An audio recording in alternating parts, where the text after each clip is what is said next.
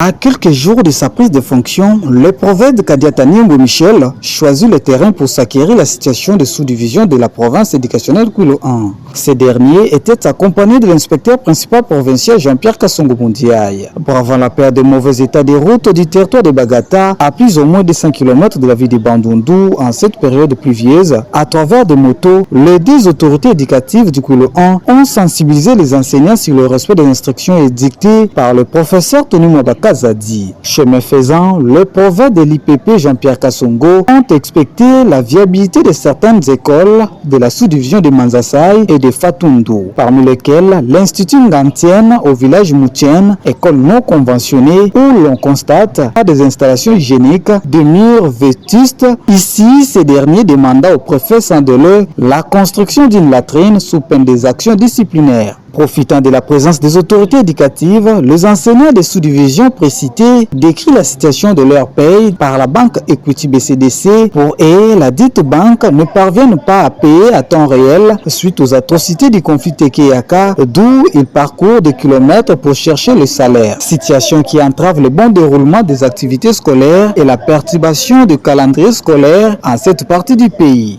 Face à cette situation, le prophète de l'IPP promet des lobbying auprès de la banque Equity BCDC et aux autorités compétentes pour une solution alternative, avant de demander aux enseignants de tout faire pour améliorer la qualité de l'enseignement dans cette partie du pays. Par ailleurs, le prophète Kadiata Niembwe et l'IPP Jean-Pierre Kassongo Mundiaï ont procédé à la distribution des kits scolaires aux enfants du primaire déplacés du conflit Tekeyaka se trouvant dans la cité de Fatundu.